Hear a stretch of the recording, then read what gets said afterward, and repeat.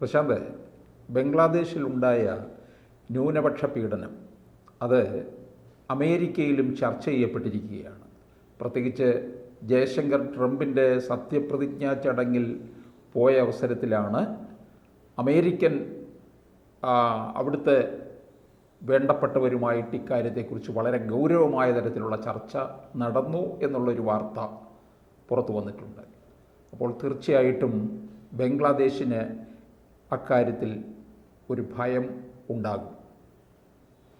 ബംഗ്ലാദേശ് ഇപ്പം നമ്മുടെ അമേരിക്കയിലെ സത്യപ്രതിജ്ഞയ്ക്ക് ശേഷം ഈ അമേരിക്കൻ സത്യപ്രതിജ്ഞയ്ക്ക് ഇന്ത്യയിൽ നിന്ന് പോയത് ജയശങ്കറാണല്ലോ. ജയശങ്കറിന് അവിടെ കൊടുത്ത പരിഗണനയെല്ലാം ലോകത്തോടുനിന്നുള്ള ചർച്ച ചെയ്തതാണ്. പ്രോട്ടോക്കോൾ ലംഘിച്ച് ബാക്കിയുള്ള രാജ്യങ്ങളിലെ വിദേശകാര്യമന്ത്രിക്ക് ഒന്നാമത്തെയും അല്ലെങ്കിൽ മൂന്നാമത്തെയും നാലാമത്തെയും നിരയിൽ പ്രോട്ടോക്കോൾ അനുസരിച്ച് ഇരിപ്പിടം കൊടുത്തപ്പോൾ ഒന്നാമത്തെ നിരയിൽ ഇന്ത്യയുടെ വിദേശകാര്യമന്ത്രിക്ക് ഇരിപ്പിടം കൊടുക്കുകയും അതിൻ്റെ കൂടെ അദ്ദേഹത്തിൻ്റെ കൂടെ ഉണ്ടായിരുന്നത് ലോക രാഷ്ട്രത്തലവന്മാരായിരുന്നു ബാക്കിയുള്ളവരെല്ലാം. അപ്പോൾ ആ രീതിയിൽ ഇന്ത്യൻ പ്രതിനിധിക്ക് ഒന്നാമത്തെ നിരയിൽ തന്നെ പ്രോട്ടോക്കോൾ ലംഘിച്ച് ഇരിപ്പിടം കൊടുക്കുകയും അതിനുശേഷം ചർച്ച വന്നപ്പോൾ ആദ്യത്തെ രാഷ്ട്രം അല്ലെങ്കിൽ ഉഭയകക്ഷി ചർച്ചയ്ക്ക് അന്ന് ആർക്കും അനുവദിച്ചില്ല, പക്ഷേ ഇന്ത്യക്ക് ഉഭയകക്ഷി ചർച്ച നടത്താനതിന് വേണ്ടി അനുവാദം കൊടുത്തു.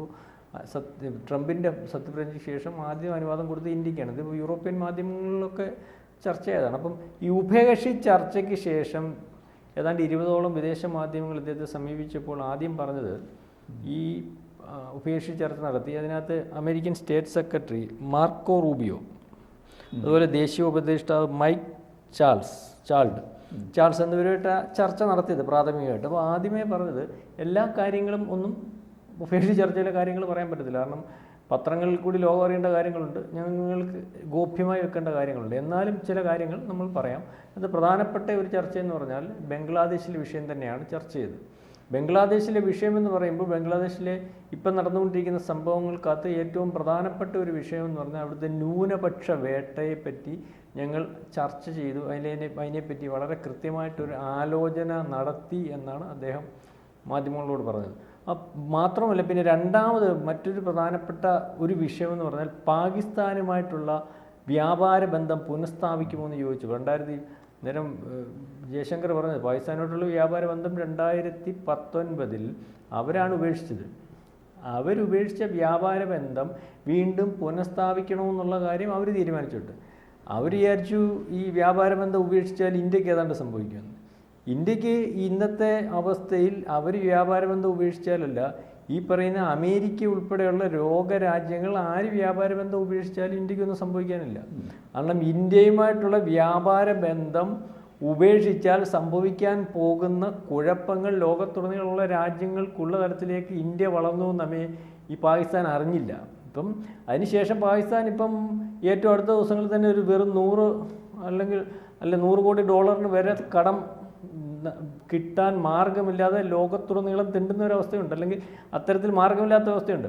ഇപ്പം അവർക്ക് മനസ്സിലായി കാണും ഇന്ത്യയുടെ വിലയും അല്ലെങ്കിൽ വ്യാപാരം നിർത്തിയതിൻ്റെ ബുദ്ധിമുട്ടുമൊക്കെ. അപ്പോൾ അവർക്ക് വേണമെങ്കിൽ ആലോചിക്കാം, ഞങ്ങൾക്കിപ്പം ആ വ്യാപാര ബന്ധം പുനഃസ്ഥാപിച്ചുകൊണ്ട് മറ്റു കാര്യങ്ങളൊന്നുമില്ല. അപ്പം ഈ ഒരവസ്ഥയിൽ ഈ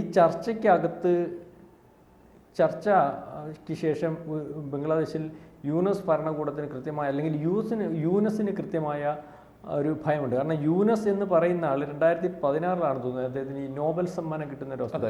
നോബൽ സമ്മാനം കിട്ടുന്ന അവസ്ഥയിലാണെന്ന് തോന്നുന്നു ആദ്യത്തെ പ്രാവശ്യം ഈ ട്രംപ് അധികാരത്തിൽ. അപ്പോൾ ട്രംപ് അധികാരത്തിൽ വരുമ്പോൾ ഇപ്പോൾ അദ്ദേഹത്തിന് ഈ നോബൽ സമ്മാനം കിട്ടി നിൽക്കുന്ന സമയമായതുകൊണ്ട് പുള്ളിയുടെ കമൻറ്റിനൊക്കെ വലിയൊരു പ്രാധാന്യമുണ്ടല്ലോ. പുള്ളി പറഞ്ഞു അമേരിക്കയുടെ നാശകാലം തുടങ്ങി, അല്ലെങ്കിൽ ഗ്രഹണം അമേരിക്കയെ ബാധിച്ചു എന്ന് പറയുന്നൊരവസ്ഥയാണ്.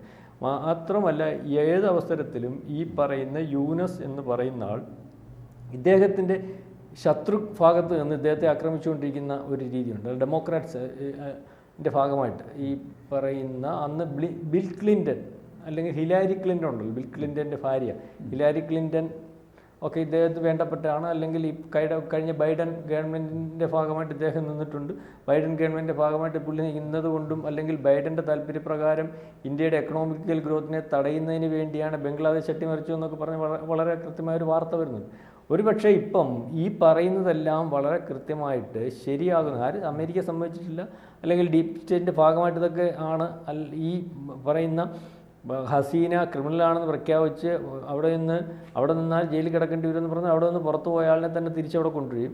അതിനുശേഷം അവിടെ കൃത്യമായിട്ടൊരു കലാപം ഓപ്പറേറ്റ് ചെയ്യും. ആ കലാപത്തിൻ്റെ ഭാഗമായിട്ട് ഈ ജമാഅത്ത് ഇസ്ലാമി ഹിന്ദുക്കളെ, അതായത് ഏതാണ്ട് 1 കോടിക്കകത്തുള്ള ഹിന്ദുക്കളെയും അല്ലെങ്കിൽ ബുദ്ധന്മാരെയൊക്കെ ഉപദ്രവിക്കുന്ന ഒരവസ്ഥ വരുന്നു. ലോകത്ത് എവിടെ എന്ത് വിഷയം വന്നാലും ജനാധിപത്യവും അല്ലെങ്കിൽ രാജ്യങ്ങളുടെ പ്രശ്നവും പറഞ്ഞ് അതിനകത്തെല്ലാം ഇടപെടുന്ന അമേരിക്ക, വിഷയങ്ങൾ ഉണ്ടാക്കി ഇടപെടുന്ന അമേരിക്ക. ഇവിടുത്തെ ന്യൂനപക്ഷത്തെ പറ്റി ലോകത്ത് പല രാജ്യങ്ങളും പറഞ്ഞപ്പോഴും അമേരിക്ക അതിനകത്ത് അഭിപ്രായം പറഞ്ഞില്ലല്ലോ. അന്നും അഭിപ്രായം പറയുന്ന ഒരാൾ അല്ലെങ്കിൽ ഇലക്ഷൻ സമയത്ത് പോലും സധൈര്യം ആ വിഷയം ഏറ്റവും വലിയൊരു വിഷയമാണ്, ഹിന്ദുക്കളുടെ വിഷയമാണ്, ആ വിഷയം രാജ്യം ചർച്ച ചെയ്യണം, അതിനകത്ത് ഇടപെടണമെന്ന് പറഞ്ഞ ട്രംപേ ഉള്ളൂ. അതിനകത്ത് ബൈഡൻ അന്നേരം അഭിപ്രായം പറഞ്ഞില്ല.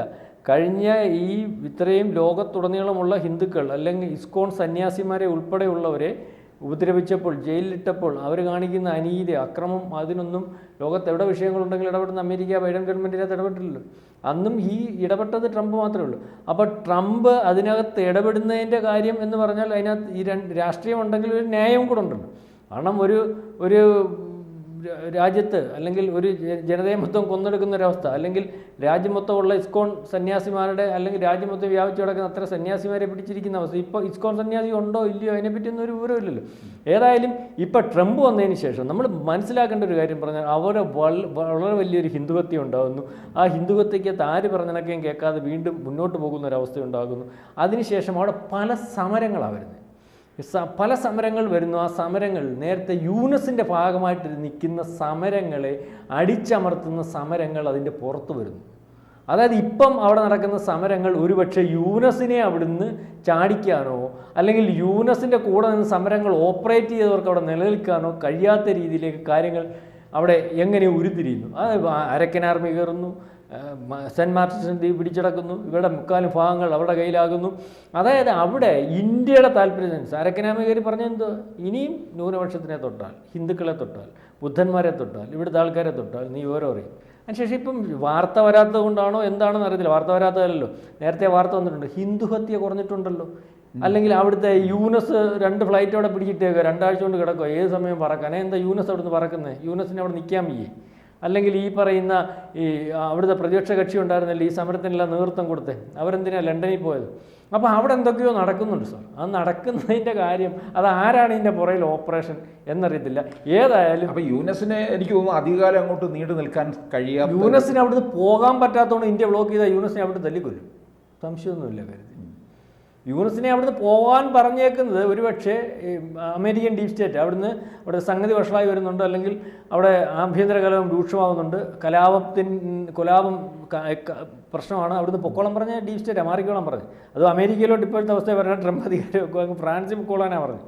ഇത് വിദേശ മാധ്യമങ്ങളിൽ വരുന്ന വാർത്തയാണ്. ഒരു നോബൽ സമ്മാന ജേതാവിനെ പ്രൊട്ടക്ഷൻ കൊടുക്കാൻ ആരും തയ്യാറാകത്തില്ല. ആ നോബൽ സമ്മാന നേതാവിന് പ്രൊട്ടക്ഷൻ ഇപ്പോൾ അമേരിക്ക ചെന്നാൽ അമേരിക്ക ട്രംപ് പിടിച്ചു വെക്കും. കാരണം ഈ അമേരിക്ക കൊടുക്കുന്ന നോബൽ സമ്മാനവും സമ്മാനങ്ങളും മറ്റു കാര്യങ്ങളും ഒക്കെ ആൾക്കാന്ന് പരിശോധിച്ചാൽ ഇതിനകത്ത് കള്ളത്തരങ്ങളും പൊള്ളത്തരങ്ങളും ഒക്കെ മനസ്സിലാവും. ഇന്ത്യയിലെ നോബൽ സമ്മാനം മറ്റേ അമർത്യ സെൻ അല്ലെങ്കിൽ അവാർഡ് കൊടുത്തയാർക്ക നമ്മുടെ അവരെന്ത് കെജ്രിവാൾ എന്തിനാണ് കൊടുത്തത്? BBC-ക്കകത്ത് അരവിന്ദ് കെജ്രിവാൾ എന്ത് പറഞ്ഞാലും വരുന്നത് എങ്ങനെ? ഇവിടുത്തെ നരേന്ദ്രമോദി പറയുന്നതിനെക്കാട്ടി കൂടുതൽ നമ്മുടെ തിരുവനന്തപുരം കോർപ്പറേഷൻ അത്ര ഇല്ലാത്ത ഡൽഹി സംസ്ഥാനത്ത് മുഖ്യമന്ത്രി പറഞ്ഞാൽ അവർ ലോകത്ത് മൊത്തം നിലനിർത്തി. അതായത് അവർക്ക് താല്പര്യം ഈ ബംഗ്ലാദേശിനെ തകർക്കുന്നതിന് വേണ്ടി ആ രാജ്യത്തിനെതിരെ രാജ്യദ്രോഹം നടത്തിയവനെ ആ രാജ്യത്തു നിന്ന് പുറത്താക്കിയപ്പോൾ അവനെ വളരെ കാലമായിട്ട് യൂറോപ്യൻ കൺട്രീസിൽ മാറ്റി താമസിപ്പിച്ച് ഒരു സുപ്രഭാതത്തിൽ ഈ പറയുന്ന നോബൽ സമ്മാനവും കൊടുത്ത് അവിടെ അട്ടിമറിച്ച് കഴിഞ്ഞപ്പോൾ ആദ്യം കൊണ്ടുവച്ച അയാളെയാണല്ലോ നോബൽ സമ്മാനം. അപ്പം വേറെ ആൾക്കാരൊക്കെ ചോദിക്കുമ്പോൾ പറയാം നോബൽ സമ്മാന നേതാവില്ലേ പുള്ളിയെ എവിടോട്ട് വെച്ചേക്കുന്നത്? അവിടെ ഒരു വലിയ അട്ടിമറി നടന്നിരിക്കുകയാണ്. ആ അട്ടിമറിക്ക് അപ്പം അത്രയ്ക്ക് പ്രാപ്തനായിട്ടുള്ള ഒരാളിനെയല്ലേ നമുക്ക് വെക്കാനൊക്കൂ. അപ്പോൾ സെലക്ട് ചെയ്യുമ്പം നോബൽ പുള്ളി ഇവർ കൊടുക്കുന്നതല്ല, ഇവരായത് മൊത്തം ചാർത്തുന്നേ. ഇവൻ ശരി, ഇവൻ തെറ്റ്. അമേരിക്ക ചാർത്ത ലോകത്തെ ഏറ്റവും നല്ലവൻ അയാളാന്ന് പറഞ്ഞാൽ അയാളാ, ലോകത്തെ ഏറ്റവും മോശമായിട്ടുള്ള ഒരാളെന്ന് പറഞ്ഞാൽ അതാ. അപ്പം ഏതായാലും ഇപ്പം തീരുമാനിക്കുന്നത് ട്രംപാണ്. ട്രംപിന് യൂനസുമായിട്ടുള്ള കാര്യങ്ങൾ അല്ലെങ്കിൽ വളരെ ദീർഘമായിട്ട് പ്രശ്നങ്ങളുള്ളതാണ്. ട്രംപ് ഉന്നയിക്കുന്ന പ്രശ്നങ്ങൾ ഈ പറഞ്ഞതുപോലെ അല്ലെങ്കിൽ ചാർത്തുന്ന പ്രശ്നങ്ങളല്ല. ഇയാളൊരു അഴിമതിക്കാരനാണ്, ഇയാൾ ഏറ്റവും വലിയ അല്ലെങ്കിൽ ഒരു വർഗീയവാദിയാണ്, ഇയാൾ ബാങ്ക് നടത്തുന്നവനാണ്. ആ ബാങ്ക് നടത്തുന്നതിൻ്റെ പണം എവിടെ നിന്നാണെന്ന് കണ്ടെത്തണം.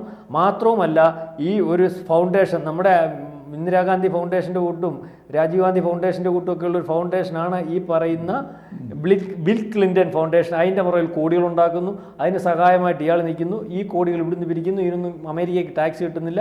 ഈ നമുക്ക് പറഞ്ഞു ബിൽ ക്ലിൻ്റൺ ഫൗണ്ടേഷൻ പോലുള്ള ഫൗണ്ടേഷനാണ് ഇവിടുത്തെ രാജീവ് ഗാന്ധി ഫൗണ്ടേഷൻ. ഈ രാജീവ് ഗാന്ധി ഫൗണ്ടേഷനാണ് കോടിക്കണക്കിന് രൂപ സൊറോസിൻ്റെ NGOയിൽ നിന്ന് കിട്ടിയേക്കുന്നത്. അപ്പോൾ ഇതെല്ലാം നമ്മൾ നോക്കുമ്പം ഏകദേശം ഒരേ രീതിയിലൊക്കെ വരും, തട്ടിപ്പും വെട്ടിപ്പും ഒക്കെ. എന്തായാലും ഈ തട്ടിപ്പും വെട്ടിപ്പും ഒക്കെ അടുത്ത ദിവസങ്ങളിൽ പിടിക്കുന്ന ഒരവസ്ഥയുണ്ട്. മാത്രവുമല്ല, ഈ ഹിന്ദു ഹത്യക്കെതിരെ ചർച്ച ചെയ്തിട്ടുണ്ടെങ്കിൽ നടപടിയെടുക്കുന്ന ഒരവസ്ഥ വന്നാൽ അതിനകത്ത് ആദ്യം പ്രതിയാവുന്നത് യൂനസ് ആയിരിക്കും. യൂനസിനെ ഹിന്ദു ഹത്യക്കെതിരെ ഉള്ള നടപടിയിൽ ബംഗ്ലാദേശിൽ ബുദ്ധിമുട്ടുണ്ടാവും, അകത്തു പോകുന്നൊരവസ്ഥ ഉണ്ടാവും. അപ്പോൾ ഈ പണത്തിൻ്റെ പേരിലായാലും ഹിന്ദുഹത്യക്ക് എതിരെ ആയാലും ഒക്കെ നടപടിയുടെ ഭാഗമായിട്ട് പോവുകയാണെങ്കിൽ അമേരിക്കയിലെ ട്രംപ് വേണ്ട രീതിയിൽ ഇടപെടുന്ന ഒരവസ്ഥ വന്നാൽ യൂനസിൻ്റെ കാര്യം നാളെ കാലത്തെ ജയിലിൽ തന്നെ കിടന്ന് തീരാനാണ് സാധ്യത. കാരണം 84 വയസ്സുണ്ടല്ലോ, വെളിയിൽ നിൽക്കുന്ന സുഖം ജയിലിനകത്ത് കിട്ടത്തില്ലല്ലോ.